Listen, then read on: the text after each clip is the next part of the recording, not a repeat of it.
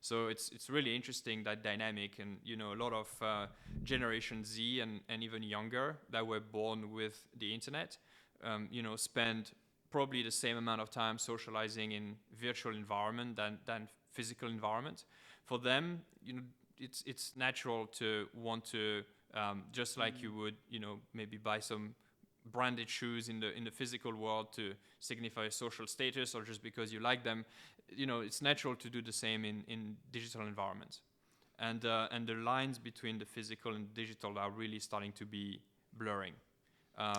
To a point where, I talk to my nephews, and for them, whether they have the physical version of the sneakers or the digital one, it doesn't matter. They have it. Ooh.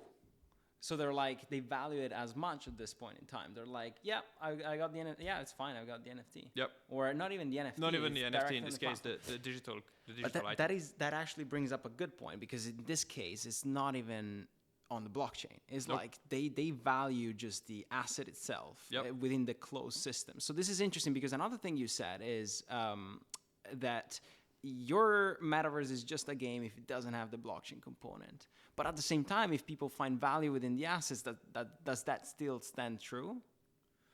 Well, so if you just look at one closed system, like a Fortnite, for example, within the game itself, the blockchain, I guess, does have, it adds some utility and the ability for you to actually own the asset.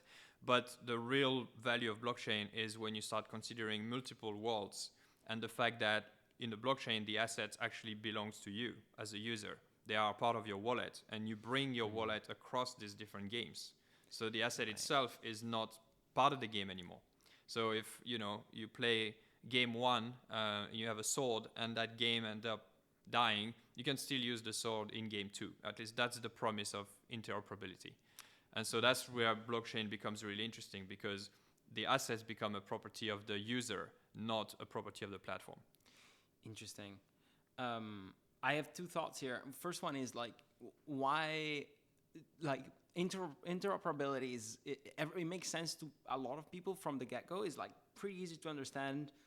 But at the same time, if I try to get practical and technical, it's like, why would I want to bring a specific sword from one environment with a specific siloed type of culture that is like, a specific platform for a specific game? Why would I want to bring an asset from one side to the other? And, how far does this go? Are we expecting every asset to be transferable, or what's your... Well, I mean, that's the theory about interoperability, that assets you should be able to, just like when you travel to South America, you bring some luggage with you, you bring your laptop, and you bring things that you own, right? You don't just leave that here and then have to buy everything again when you travel. So it's the same concept, that when you travel online between those different games, your identity should be the same at the core. You might want to dress up differently and be seen differently when you go to different games, but you're the same person behind it, and so you should be able to bring what you own digitally, in those different places as well, and that includes your money. So whether it's the currency of a game, you should be able to convert that to the currency of the other game, but also your assets, which could be things that you can use within the game or not.